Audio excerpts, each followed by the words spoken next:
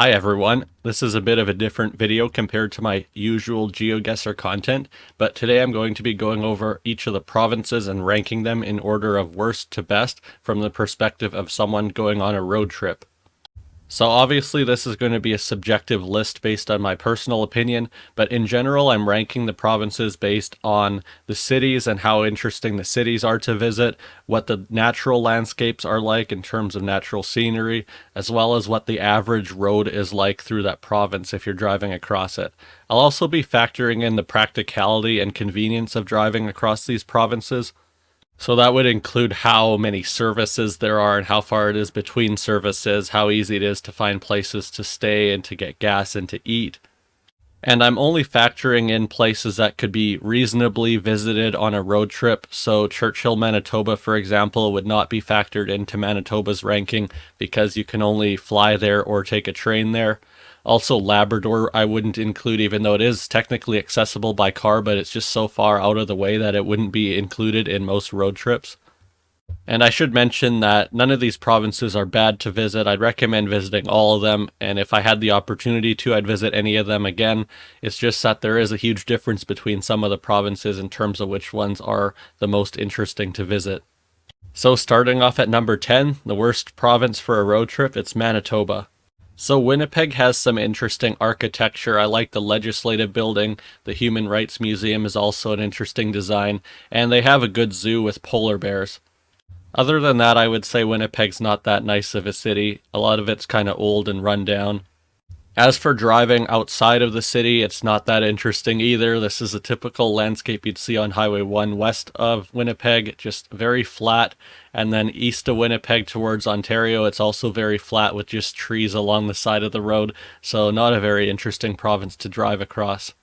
So it's also worth remembering for a road trip that there's not a lot of services along the highway in Manitoba, especially east of Winnipeg. Between Winnipeg and the Ontario border, there aren't many gas stations, restaurants, or hotels. At number 9 is Saskatchewan. So Saskatoon's a pretty nice city. They have a river going right through downtown. They have a nice old hotel in downtown along the river. And Regina is not that interesting other than the Legislative Building and the lake beside it. And then this is a typical landscape you'd see driving across the province. Contrary to popular belief, it's not completely flat. You do have some rolling hills, which I think makes it a lot nicer than Manitoba. Other parts of the province are more flat though, and it's worth mentioning too, just like with Manitoba, that Saskatchewan is pretty sparsely populated, so you may have to drive a long distance between services in some cases, so just make sure you have enough gas. At number 8 is Canada's smallest province, Prince Edward Island. PEI has some nice beaches, especially along the north shore of the island. They have these interesting sand dunes along the side of the beach, which I think gives them a nice touch. Charlottetown's also a pretty nice town. It's not too interesting or spectacular, but it's worth walking around for a couple hours. They also probably have the most historically important legislative building in the country. However, it is under long-term renovation, so it's probably going to be covered in scaffolding for a few more years. This is a typical landscape you'd see driving across the province. It's just nice, peaceful, rolling hills, but it's also nothing too spectacular. And the primary way to get to the island is probably the most interesting part of visiting the island, to be honest. It's the Confederation Bridge. This is just a very long bridge over ocean where you can actually see both shores the entire way, but it's just interesting to be on a bridge that's so long. But just be aware that you have to pay a $50 toll if you're driving a car across the bridge when you leave the island. And this might be controversial, but I'm putting Ontario at number 7. So Toronto's a nice city. It's fun to walk around. It's not my favorite city in Canada, but it's definitely worth visiting. This photo is taken from Toronto Island, which isn't actually accessible by car. You have to take a ferry. And Toronto is one of the cities where I'd recommend parking and walking around because you can see a lot more on foot, and driving in downtown Toronto isn't a very fun experience. I have very mixed feelings about Ottawa, as I'm sure most Canadians do. On the one hand, the area around the Parliament buildings are very interesting to see, definitely worth visiting there. On the other hand, the rest of the city is kind of boring. They do have a lot of museums, but if you're on a road trip, you probably don't have time to spend a lot of time walking around a museum. And then my favorite city in Ontario is Kingston. Just a very nice, charming city, very historic. I like the architecture there, especially the City Hall and this plaza. And then you can't forget about Niagara Falls, probably the most iconic natural site in Ontario, if not all of Canada. And then in northern Ontario, I really liked Highway 17 along Lake Superior between Sault Ste. Marie and Thunder Bay. And I'd recommend taking Highway 17 as opposed to Highway 11. Highway 17 is just a lot nicer. Highway 11 is pretty boring, even though it's a bit quicker. So why is Ontario ranked so low on my list? Well, this is a typical site you'd see going between Toronto and Montreal. It's just very boring. Although in PEI I mentioned that this landscape was nice and peaceful, but in Ontario it's not so peaceful when it's a busy freeway with a lot of congestion. And then this is a typical site that you'd see in northern Ontario, just trees for kilometers and kilometers for hours and hours, which it is kind of nice, but after like a day and a half of driving across the province, it gets very boring. And then I didn't really like a lot of the other cities that much, to be honest. This is a picture of Thunder Bay. It just kind of sums up a lot of northern Ontario. Just kind of dull and depressing, a lot of vacant stores. Obviously, these cities are way past their prime economically.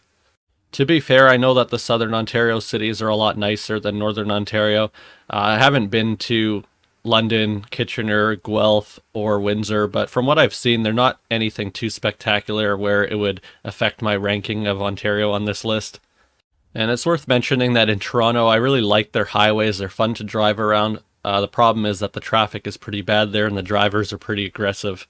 And just be aware that Northern Ontario is also very sparsely populated. This is probably the part of Canada that has the least services along the Trans-Canada Highway, so you'll be going a long distance between gas stations, restaurants, and hotels, and even when there are hotels and restaurants, there aren't going to be many options.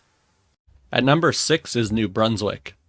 So New Brunswick has 3 main cities, St. John, Moncton, and Fredericton, the capital, and all 3 cities are different and I really like them. St. John is a very old, historic port city. It was my favorite out of the 3 cities. It's kind of dirty and gritty in some ways, but I think that gives it a lot of character. I honestly never really thought about St. John before visiting there. I was surprised with how much I liked it because I never really looked at it on Street View or anything before actually visiting in person. Moncton's also a nice city. I would say it's my least favorite out of the 3, but I still liked it. It's probably the most normal city because it didn't really stand out as being very unique or anything like St. John did. I like the river through the city. It's just kind of interesting to me how muddy it was. And then I really like Fredericton too. Fredericton's the smallest out of the 3 cities and it's kind of very charming. I really like the legislative building. And then for natural scenery, I really like the Bay of Fundy, where you can see how much the tide changes between high and low tide. This is taken at Hopewell Rocks. This is pretty close to Moncton. I'd highly recommend visiting there. This is the typical landscape you'd see driving across New Brunswick. It's not the most interesting, but they do have some nice hills and mountains. If this was the size of Ontario, I would definitely get bored, but because New Brunswick is a pretty small province, it's not that bad driving across this. The only really negative thing that I would say about New Brunswick for a road trip is that they don't have rest areas along the side of the highway like most provinces do. I suspect that it has something to do with the influence of the Irving Oil Company in the provincial politics of New Brunswick, but it's not really that big of a deal though because they do have services quite often because it is a relatively densely populated province, so as long as you're driving along the main highways, you shouldn't have to go too far between services. Number 5 is Quebec. This was the hardest province to rank by far. I really couldn't decide where to put it. On the one hand, Quebec City was in my top 5 favorite cities, probably top 2 favorite cities in Canada. I really liked the old architecture there. The Chateau Frontenac's probably one of my favorite buildings, if not my favorite building in Canada. And it's also just very convenient to visit on a road trip. You can park right beside the old part of Quebec City and walk around. Just even if you don't want to walk much or you don't have much time, you can see a lot of it very quickly. It's a really good place to visit on a road trip. Montreal's also a very fun city to walk around. I'd highly recommend parking and walking around. It's not a very good city to drive in. Really nice old architecture, especially in old Montreal, a lot of these nice churches. And I really like the contrast in Montreal between the old and new buildings. You have a lot of really old churches that are being incorporated into new buildings, and I really like that. For natural scenery, I didn't actually go there, but Gaspé Peninsula looks really nice from what I can tell. Problem is that it is kind of out of the way, and you wouldn't be taking it if you're just driving across the province, but if you have an extra day, I'd recommend taking it. So when I really like both Quebec City and Montreal, why is Quebec only in the middle of this list? Well, the drive between the 2 cities is I would say, the most boring drive in Canada. It's extremely flat. It's just either farmland or trees along the side of the road. You don't see very much, except for parts east of Quebec City are kind of nice where you can see the St. Lawrence River, but for the most part, it's just an extremely boring drive. And I'd say Quebec by far has the worst drivers in Canada, especially in Montreal. Driving on the highway is very common for cars to just have their speed fluctuate anywhere between like 80 kilometers an hour and 120 just within a few minutes. So it's very frustrating driving on the highway because the congestion was pretty bad between Montreal and Quebec City. And I should just point out that most of the signs are only in French, which I thought was kind of fun, but I could see how it would get confusing and could potentially be dangerous if you don't know what's going on.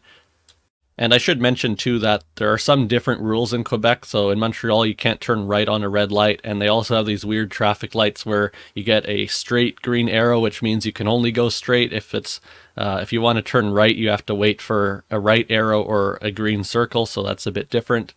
And I'd say in general, if you do a road trip in multiple provinces, just look up the rules because every province has different driving laws to certain extents. So you just want to be aware of what the local laws are in the province you're driving in. At number 4 is Nova Scotia. And the main reason Nova Scotia is this high is the Cabot Trail. This is probably my favorite drive in the whole country, just beautiful coastal scenery, a very fun road to drive. It's quite windy and narrow, but I really enjoyed it. It is a bit out of the way because it's not on the mainland, it's on Cape Breton Island, but one of the good things about Nova Scotia is that it's a relatively small province and you can get across province in a few hours, which is really good. Halifax is a nice city. I really liked walking around there along the waterfront especially. I'd recommend visiting there. And then Peggy's Cove is probably the most iconic site in the Maritimes. Very beautiful. It's not that far from Halifax. I'd highly recommend visiting there. Lunenburg's also a really nice old fishing town. That's also pretty close to Peggy's Cove and Halifax, so it's pretty convenient to visit all these places. One negative thing that I would say about Nova Scotia is just the lack of rest areas, just like with New Brunswick. But again, it is pretty densely populated by Canadian standards, so you don't usually have to go too far between services. And the one bad thing I'd say about Cabot Trail is that this is the typical size of the viewpoints. They're not very big, and I went in mid-June and they were starting to get pretty full, so I could see in the middle of summer that these places would just be so busy that you can't even pull over in any of these spots. A lot of the roads in Nova Scotia were also in pretty bad condition, except for Trans-Canada Highway, which was fine, but there's a lot of potholes along most of their highways. At number 3, it's Newfoundland. So St. John's is one of my favorite cities in Canada. It's between St. John's and Quebec City, honestly. This is the view from Signal Hill. It's just a very beautiful and unique city. I really like the natural setting. I really like the architecture. This is very close to St. John's. It's Cape Spear, the most eastern point in Canada. I really love St. John's. I'd like to visit there again. Just the very iconic, brightly colored houses. Other than St. John's, you just have really nice, unique scenery, coastal scenery, very rocky, a lot different than the rest of the country. Gros Morne National Park is also a good place to visit by car. Even if you don't want to hike or walk much, you can see a lot. This is Western Brook Pond, probably the most famous part of the park. And this is just taken from very close to the parking lot. So again, even if you don't want to walk, you can see a lot there. A lot of the nice scenery is right along the highway too. You have really nice coastal scenery along the west coast of Newfoundland. And then to add to the uniqueness of Newfoundland, it's just the way that you get there by car. You have to go on a ferry that's like between 5 and 7 hours. It's, I don't know, just really fun. It builds to the anticipation of going to Newfoundland, especially if it's your first time there. There are a couple of negative things from a road tripper's perspective, though, with Newfoundland. For one, a lot of the interesting scenery is along these coastal routes that go along these peninsulas, so they're kind of out of the way. The main route through the province is the Trans-Canada Highway, which is inland for the most part, and you do get some good scenery on Highway 1, but the most interesting scenery is generally on these side roads along the peninsulas.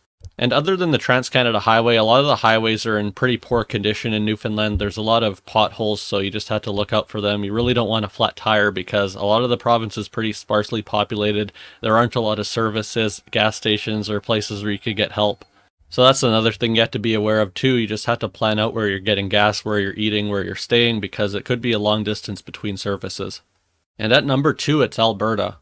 That's almost entirely because of the Rockies. They're, in my opinion, the most beautiful place in Canada that's easily accessible by car. Just very iconic landscapes that you can get really nowhere else in Canada. Just amazing mountainous scenery, lakes. I really love the Rockies.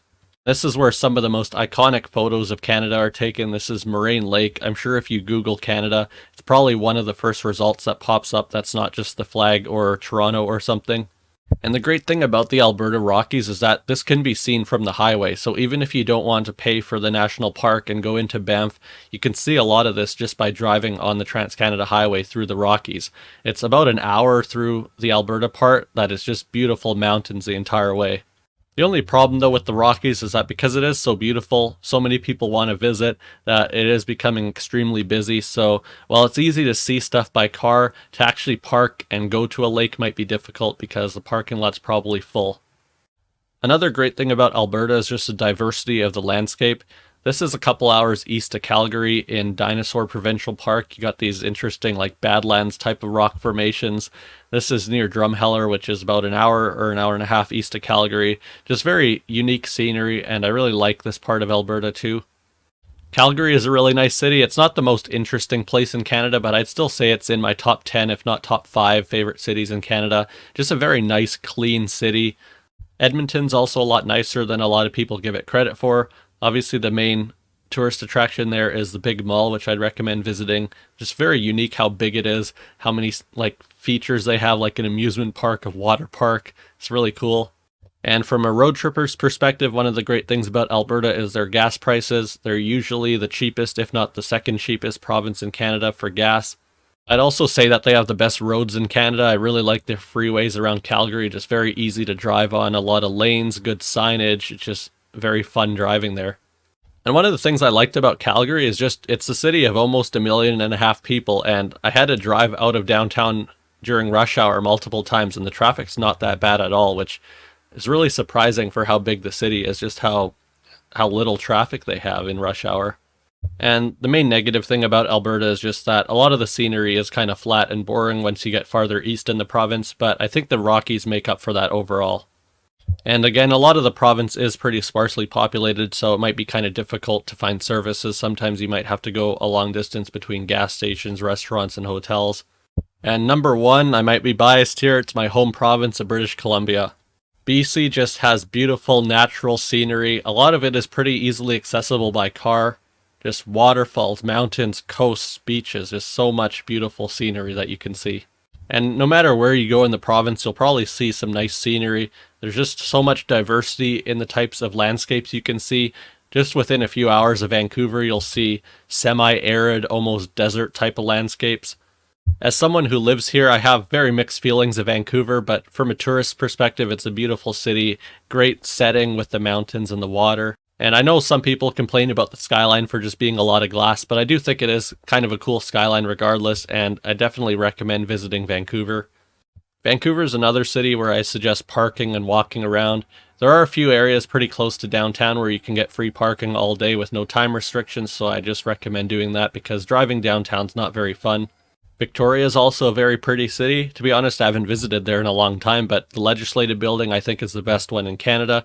It's in a really cool setting right on the harbor. You got the Empress Hotel right next to it too.